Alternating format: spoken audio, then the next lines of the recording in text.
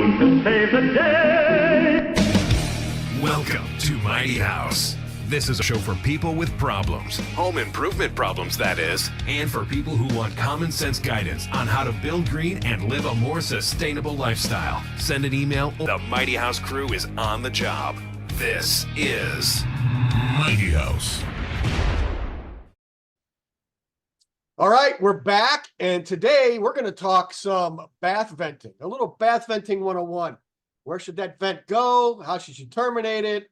And we'll go over some options that we've seen in the past that really shouldn't be done and done today. Less than stellar. That's right. But before we start, go ahead and dingle on that bell down there. That way you get notified next time we post a show.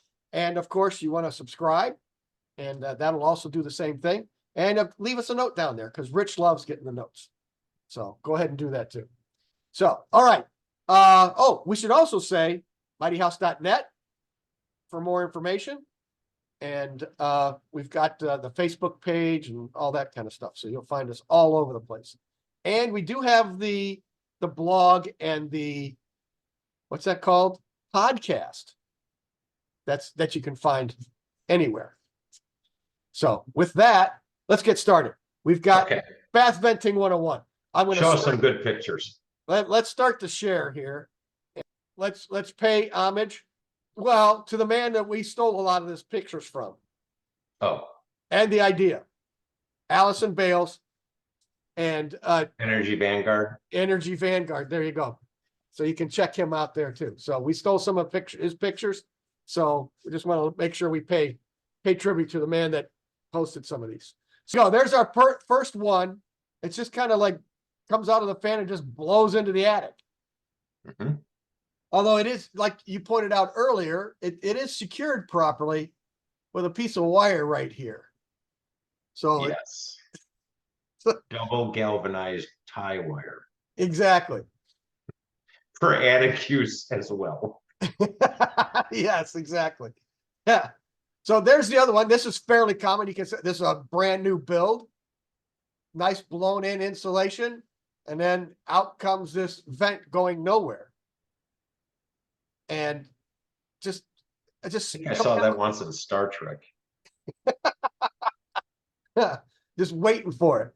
But here's what happens. So now you have that vent sticking up, and after time, you'll start getting mold on the back side of the roof. You'll get mold on the rafters, and this can turn into a real problem. Obviously, it depends on the time of year. If you're blowing that warm, hot air into the attic during the winter, it's going to condense, and then you're going to start rotting out the backside of your roof. And one of the other observations we had on this is obviously you can see the hole in the plywood between the rafters there, and it doesn't look like a roof jack. It's not the right shape, but it's too far down the roof to be a roof vent. Correct. So we're wondering, plus this is corrugated aluminum, like dryer vent stuff. Right. Which stretches 5 times its length, 10 times its length, whatever. And it's not stretched at all. So we don't know if round A was supposed to go in rectangle B. Somebody missed a fitting. Yeah. They went up there, they cut this through the roof. So you can see they cut the vent through there, but they never reached in, grabbed this and pulled it over and connected it to the roof vent. And that's what it looks like to me. Yeah. And then the insulation, they just folded it back. They didn't put it back over the fan and insulate that. So that's just all warm air that's going to be leaking up into the roof and causing these kinds of problems. So let's see. Let's go to the next one. There you go. Turbojet. That's yeah, this is the turbojet. You can see they swapped the fan out because the old one's right here, but they didn't bother putting the insulation back. They kind of just shot it up into the attic somewhere. But at least they attempted to get some of the air moving, I guess, and so it can dissipate in the attic. And it doesn't look like aluminum tape. It looks like duct tape. Quack, quack. Oh, yeah. That is definitely duct tape right there. Quack, quack. I don't know what is that on the, that looks like the old Taping compounded paint from when the house was first built and they sprayed it before they put the cream on. That's the old fan. Yeah, they replaced the fan. They just knocked it up into the attic, didn't take it down, didn't throw it away. Yep. And this is the side that faces the living space. That's why Correct. that's the drywall compound and the paint from it. They may have actually even caulked that to the drywall the way it looks, but you know, Yeah. it's paint over spray. But yes, whoever replaced the fan this will work. Right. Close enough. So here you go. This is the ultimate picture of what'll happen. Venting your fan into your attic in the winter Yes. with 2 or 3 teenagers that take 20-minute hot showers. Sure. All that humidity is going into the attic and it's just condensing on the back side of the roof. You can see it's so bad that it's even on the insulation that it's doing it. And it looks like it might even be vented, insulated duct up to that point. But then it just blows it up this joist pocket or this rafter space, and it's just freezing. It's beautiful. Yeah. It's a lovely photo. Glad it's not my roof. I can only imagine how rotted out that is. And you can see even in the other rafter spaces, it's even on the plywood there too. But what happens the first warm day when all of that melts at once? I mean, your bathroom ceiling's got to get trashed or Yeah. whatever's. Maybe it's a All- closet and they never look up. And all the insulation gets soaked. And the R value of wet insulation is 0. 0. Yes. That's an Oh. awesome picture, though. Honestly, I have to admit, when we first started in the 80s, this is what we Mhm. used to do. Late 80s, early 90s, we would vent it, but we would just throw it over into the soffit and say, yeah, that's good. Assuming there's a vent there, but yes. Or the other thing we did is we'd run it up one of the rafters Right. to an actual mushroom vent Yep. and just have it dump at the mushroom vent. We did not make a connection. We did not have a roof jack. Correct. So we're not sitting here picking on these pictures for people doing it wrong if they didn't know, or if this, look at that fan. That Yeah. fan is not new. No, that is an old dog right there. So whoever did this could have been of our age, and it was how we were taught to do it back in the day. But Sure. that's why we like doing the continuing education, because we keep learning. Somebody tells me this is how we've always done it. Right. Well, we figured out that's not exactly a good thing. Right. And because we go back 10 years later and we find the problems that this caused, and we go, oh, we can't be doing that anymore. Right. So one advantage to, I guess, the longer you work, the more you realize all the stuff you screwed up. So here's another one. This just got vented and this goes right into that that beam there. That's good enough. And Well, it cuts that's your through it. rim joist on your ceiling joist, and I've done that because that's actually what we consider almost like an energy heel framing. So Yep. you put a plate on top of your ceiling joist, and Yep. then you box everything off. Now you have solid insulation instead of normal ceiling. You might have 18 inches insulation, but where your rafters sit on top of your wall, it gets compressed to the point where it's only 3 inches. So that's where your heat loss is. So Right. somebody made an attempt to do energy heel framing so that they get a full 8 or 6 inches of insulation. I see the strap on there for the tie down. So if you have Yep. a hurricane or a tornado, your roof's not going to fly off.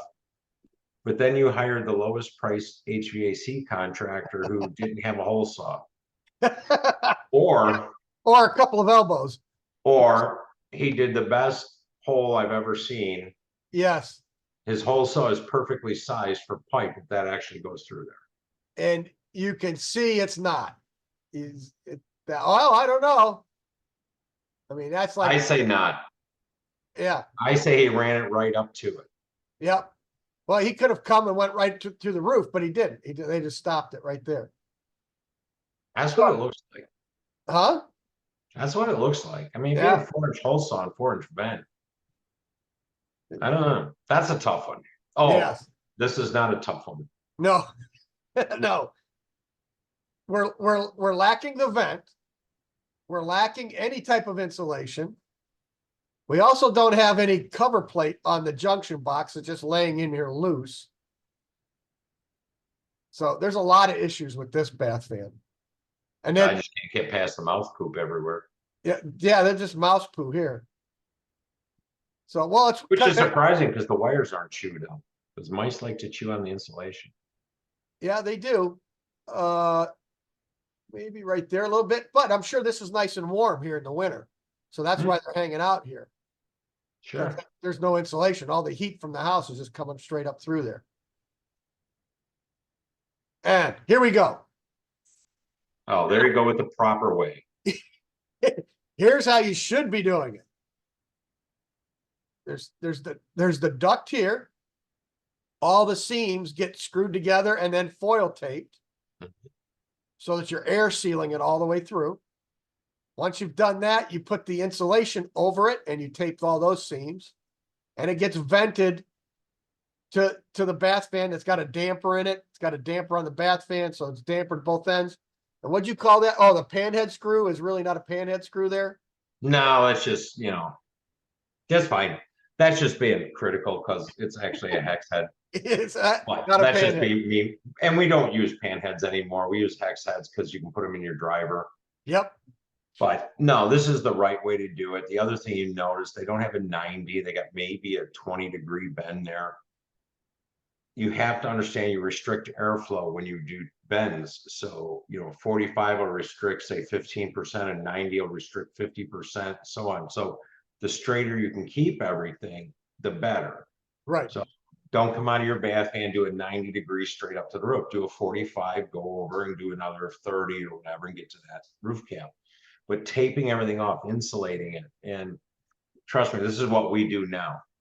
You know what I mean? Like, adamant about it, but years and years ago, Yeah. we didn't know any better. No. And, they do inspect up, here in the Chicagoland area, they do inspect for this. And it comes in 3, 4, 5, and 6-inch vents. Those are the ones depending on the size. Panasonic uses a 6-inch vent almost exclusively, just because that keeps the noise levels down. The larger the pipe, the less noise you're going to get. So, but the ones I did last week, they were both 6-inch round. So, but this is how we do it now. And this is the correct way to do it. All that humidity now is not going into your attic. It's going outside. So it's the proper way to do it. Where's the makeup air coming from? We didn't talk about makeup air. Next week. Yeah, okay. Next week we'll talk about makeup air. So that's where you got to open the window in the bathroom. That way you let that air come in. But no, that's a critical part of this is, you got a 100 CFM fan running in the bathroom vented to the outside, which is great. But you need makeup air. Where's that 100 feet of air coming from? 100 cubic feet of air. Yep. Rim joists outside, basement, crawl space, back door. Right. That's why we talk about controlling your airflow. Right. And what you don't want is through your naturally vented water heater or furnace to have it start sucking that air back down through those vents. And now you're getting carbon You monoxide. can backdraft your water heater or furnace, whatever, if you're drawing too much. So yes, it's quite the project. Right. So if you've got an older house, you really don't need to worry about it. If you've got a brand new house, then you really want to think about that backdrafting and make sure that you've got makeup air properly installed in your house. So I'd say let's subscribe, dingle on that bell if you're still listening to us. And hopefully you can go check out our podcast. They're at all the they're at iTunes and all those different places where you download your podcast. And you can also download them at mightyhouse.net. And with that, I'll say, keep it square and level. Till next time.